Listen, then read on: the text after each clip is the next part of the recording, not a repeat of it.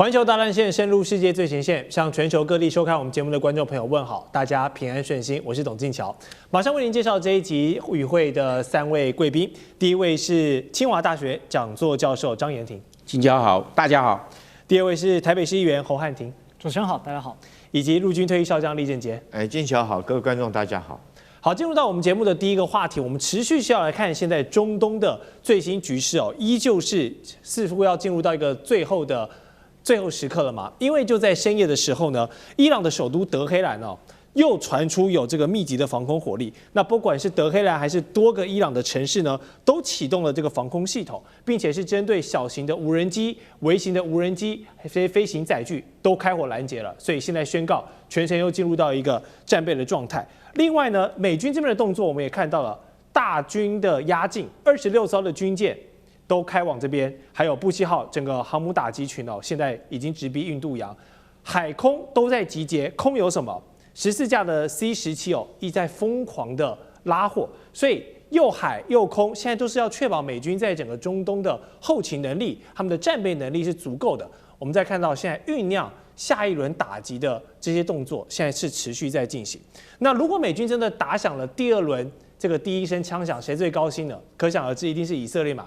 所以以色列說什麼？一旦這個友方美國開了綠燈要重啟戰爭的話，他們就會立刻派出厲害的這個摩薩德，那可能要來這個暗殺穆吉塔巴。那雖然小哈米尼現在是生是死，我們都不知道，因為已經很久沒有看到他本人出現了，都是透過貼文或是一些 AI 的影片哦。所以現在穆吉塔巴究竟是生是死，我們不知道。但是可以肯定的是，以色列現在是對於伊朗是這個摩拳擦掌、磨刀霍霍，因為他們已經迫不及待要優先摧毀伊朗的能源設施、電力關鍵基礎設施，就是要把伊朗送回到黑暗時代。然後另一個關鍵的指標就是我們有觀察到，美國在第一輪的時候，因為來不及撤僑，打得太快了，現在趁着這段停火時間，已經國務院發布通知了，還在伊朗的一些美國民眾，因為有一些可能是這個父母一半是伊朗人，他們有這個美國跟伊朗雙重國籍的這些，同時有美國籍的人，告訴他們最好趕快離開吧。所以種種醞釀，我們都發現現在美國的動作頻頻。那伊朗方面的動作呢？他當然知道美國這樣子這麼多大動作，伊朗當然也不能示弱。我們看到，除了現行在戰爭中出現的無人機蜂群、飽和飛彈的攻勢，還有各種不對稱戰力之外呢，他們現在也公開了一個所謂的多層次反擊清單，然後也列了幾個重要的，就是在警告美國，如果你做這些事情，我就要對你反擊。我們來看看有哪些。能源跟基礎設施如果遭到打擊的話，伊朗會動用飛彈跟無人機還以美國還有盟友的關鍵設施，盟友肯定就是石油國嘛。如果他們的島嶼跟港口遭到佔領，會對美國的航母跟艦隊發動飽和攻擊。如果他們的政要還有一些要員遭到暗殺，包括穆吉塔巴、小哈米尼或者是革命衛隊的哪些高層，那就要攻擊美國或者是盟友的 AI 哦，現在很重要哦，是帶動整個全球股市往上衝的一個大題材，還有資訊中心。再來，如果美國海上進行封鎖升級，那它就要同時在封閉曼德海峽、荷姆茲曼德，同時給你全部封掉。最後是，如果美軍發動地面入侵，當然這也不是川普他們想要看到的局面。但是如果發動地面入侵的話，我就跟你死磕到底。這就是伊朗現在已經列出的他們做的反擊清單。所以我們先請教一下這個張教授好，雙方現在都把行動手段都列上了。那德黑蘭這個防空火焰在晚上又亮起來，然後美國的海空這樣總動員，包括國務院撤僑，這3件事情同時成立的話，你有沒有感覺已經嗅到了美國跟以色列第2個 Round 2的大規模襲擊已經在醞釀？因為在第一階段40天的美國跟以色列去打這個伊朗，並沒有達到美國預期的戰略目標。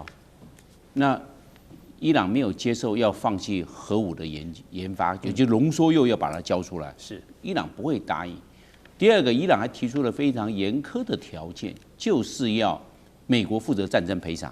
哇，這個美國從韓戰以後從來沒有要戰爭賠償過，在越戰、波灣戰爭、伊拉克戰爭、阿富汗戰爭都是沒有，從來沒有說要賠償的。那這賠償是天價不得了啊！建築物還有人員的死傷。這要賠下來的話，是幾百億美元的事情呢。那美國能夠承受得了嗎？而且此例一開，美國以後都不敢再動手了，因為動手就會要戰爭賠償，因為有潛力可循。那所以美國現在在這2個戰略目標，其他的都可以來談。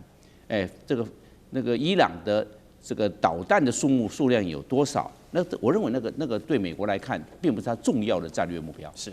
那現在我們可以看幾個跡象，美國要動手的跡象。第一個，美國利用這2個禮拜的做戰略整補。剛才講到西妖拐、空中霸王，不斷的從空中運輸走廊。為什麼要用西妖拐？因為海軍不是可以大量運輸，海軍慢，2個禮拜沒辦法從美國的本土這個穿過大西洋進入地中海，還要通過穿過這個蘇伊士運河進入紅海，再來到波斯灣相關的美軍駐地，那都是1個月後的事情了。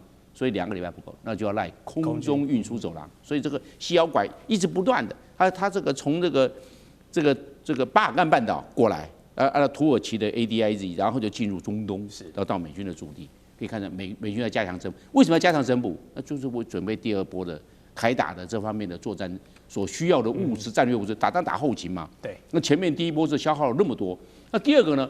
為什麼要撤僑呢？為什麼要把它撤走？因為現在要準備開打了。不要說美國政府沒有叫美國的僑民趕快離開，我有準備有宣布。对。所以這個時候的個人的人身安全自負，我也告訴你趕快離開。那這為什麼要趕快離開？準備要動手，這是個跡象，不然不要去講這個。因為準備要這個偃旗息鼓的話，那阻亂緩和了，幹嘛要離開？再來一個非常重要的關鍵因素，以色列想打。對。以色列想打。美國被拖住，上一次也是以色列打，美國下去了。现在以色列是我們講的主張熱戰的，要把這個伊朗打回到石器時代。好，那既然這樣，那美國就這個打蛇隨棍上就附和上去。是，所以我認為以色列的在政治上的影響力是非常大的，不要小看以色列對美國政策的影響。那這樣子方方面面來看的話呢，因為談判沒有交集而造成雙方幾乎沒有互信。對，那包含安曼海峽跟荷姆斯海峽，那現在美國控制安曼海峽，伊朗控制荷姆斯海峽。那現在伊朗如果是要開打的話，伊朗可能還要控制安曼海峽一部分，因為安曼海峽畢竟伊朗的重點是在荷姆斯，但是不要忘了，安曼也是在阿拉伯海，也是跟伊朗的整個沿岸是有接壤的。所以伊朗在這一方面，我認為他不會改，他有個原則，對等報復。是你打伊朗什麼，伊朗就打什麼。他名單都給你列出來了，對，都列出來。換句話說，這個对等的報復看出來了，伊朗是有準備好。是，如果伊朗沒準備好，他不會這麼說。他換句話說，他的先後次第的目標跟目標物的清單都列出來了。是，那這樣的話，你美軍打我什麼，我先告訴你，我先預告你，我會動手打哪些東西。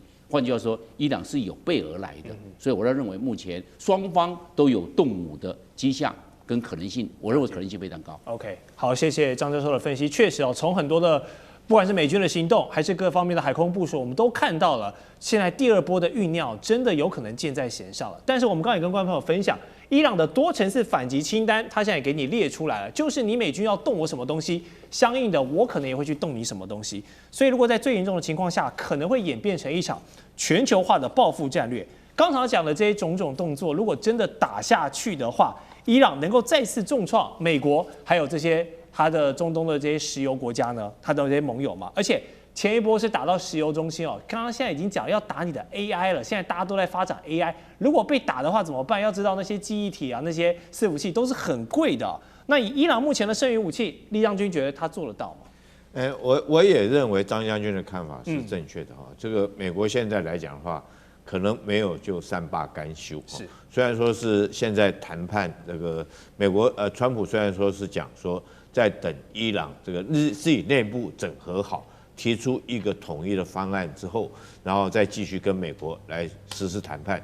然後在談判之前，他暫時停火。可是有一句話講叫做兵不厭詐哈，尤其是川普這種人講的話，其實你不太可以相信。那我們為什麼我研判說也有可能會動手呢？美國會可能在這段時間動手。第一個，我從這14架 C-17運輸機來看，你知道打仗是打後勤哈。對。那為什麼之前我認為說美軍來講的話是打假的？因為他沒有看到他後勤的這種整補跟運輸。可是這次我們看到了，他這14架這個14架的 C-17運輸機哈，瘋狂的在從美國直接運到約旦的基地。對。其實這14架的運輸機運的哈，我想說，如果說按照我自己去查的資料，它從什麼地方起飛？是美國的波普空軍基地起飛。波普空軍基地是什麼？是82空降師的所在地方。那之前他已經說他有一個空降師已經有一個旅已經到了，調過去了。那我在想說，可能是整個82空降師，可能不止一個旅，搞不好是2個旅，甚至於整個師都已經過去，而且是連後勤装備都已經過去。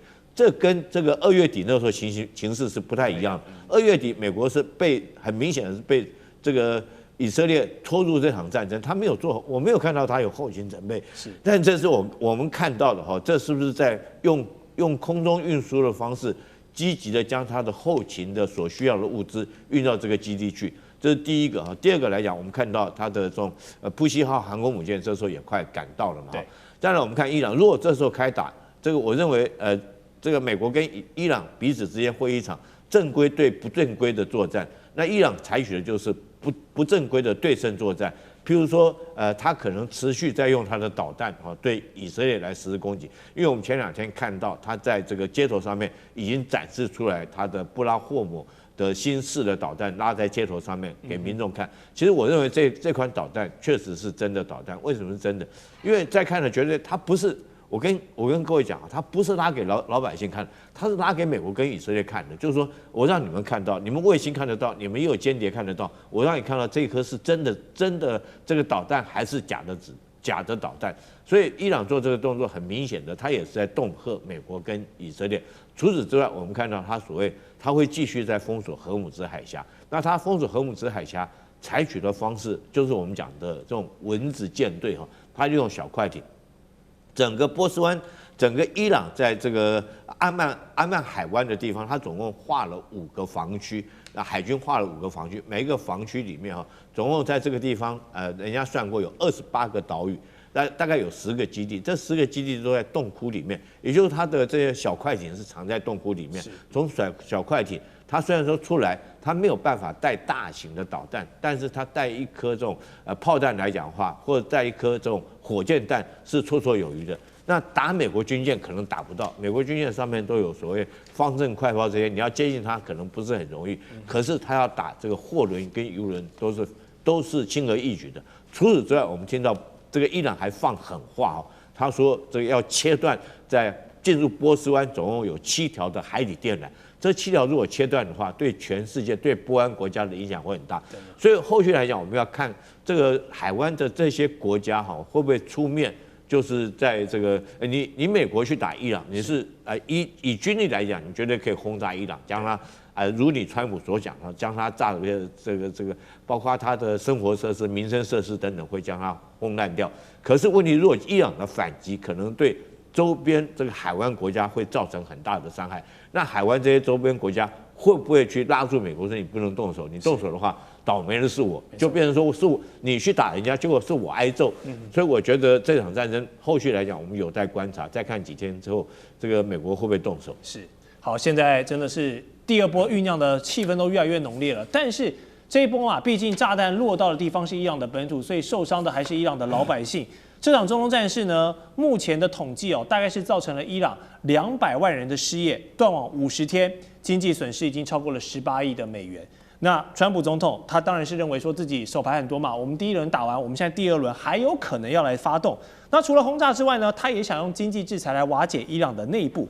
但現在發生的情況似乎不如他的預期因為伊朗的經濟受創呢，反而是激起更多的人民走上街頭去挺他們自己的政府，然後呢，所有的仇恨值都算到你川普的頭上。好，一開始美軍意氣風發的實施怒火，結果到現在有一點騎虎難下。如果要第2輪打下去，確實會對伊朗造成很大傷害，但是美軍又是更多的勞民傷財，在後續要繼續來進行。所以我想問一下議員，你覺得現在美國政府當前陷入的困境是什麼？打跟不打？其實川普他在戰略上陷入了3大致命的誤判。一開始認為說，我只要極限施壓啊，伊朗內部不滿啊，肯定就能夠像委內瑞拉一樣，可能順利的解決，或者搞到你們自己被顛覆掉。但誤判1，他完全錯估了伊朗政權的社會控制跟敘事的能力。伊朗政權他透過革命衛隊啊、巴斯基的民兵啊，深度的嵌入所有的社會體系，而且他也壟斷了訊息的通道，比如說斷網。這也是一個很方便的，所以他把所有的經濟困局呢，完全歸咎在美國這個邪惡的政權，而不是我治理有能力。有問題，再加上川普本身的形象也不是很正面，好，所以就加強了他的这個敘事。那因此，在遇到外部威脅，內部更能夠團結，那這也是在威權國家當中時常使用的生存策略。而川普第二個誤判，他也忽視了伊朗它的經濟抵抗韌性。伊朗它在長期的制裁之下，它已經有一套成熟的抵抗經濟制裁的這個體系和龐大的走私網絡。所以它的正規經濟雖然被制裁了，但是呢，它這些非正式的體系依然在運轉。而且戰爭摧毀了中產階級和私營的公司的經濟，它卻強化了本來就依賴於政權來發配分配給這些基層民眾的這種這個狀態。所以這些人反而成為了革命最忠實的擁護者跟支持者。再來第三，就是太低估整個宗教跟民族情感的動員能力，對吧？這個發布了聖戰的命令啊，然後呢，全球這個什葉派穆斯林啊，大家要團結起來啊。所以這使得大家可能在經濟上、生活上很痛苦，但是卻賦予了一種殉道者的神聖意義存在。所以在宗教的感召之下，我忍耐這些痛苦不是無奈啊，我是通往天堂的階梯，大家更願意去跟川普對抗。所以川普現在呢，確實面臨了騎虎難下，軍事上進不得，經濟上退不得，政治上耗不起，外交上沒朋友。所以現在川普也確實不知道該怎麼辦。繼續打擊自己，手破血流，那轉身離開，威嚴掃地。是，好，謝謝一言，就有很精闢的方式來幫我們分析現在的局勢哦。但是我們要像剛剛三位來賓的講的，我們觀察幾天，再看美以接下來的動作，可能會在讓中東的局勢呢，可能會有第二波的戰火，也不一定。好，我們稍後節目回來要繼續討論，就是荷姆茲海峽，這也是戰場上的另一個關鍵了，因為它的過路費已經進賬了，而且付的是外匯加里亞爾，這就很有意思了。那麼全球的航運咽喉接下來都要有樣學樣，都要開始收費，大收費模式了嗎？還有川普那討人厭的發言哦，現在激起了歐盟的團結，而且曾經幫忙過阿富汗戰爭的本地人，現在要被川普無情拋棄了嗎？我們待會回來。地緣政治、美中之爭、戰略價值、強權崛起、小國生存。現在與未來，洞悉事件走向，掌握世界脈動，全球觀點盡在環球大戰。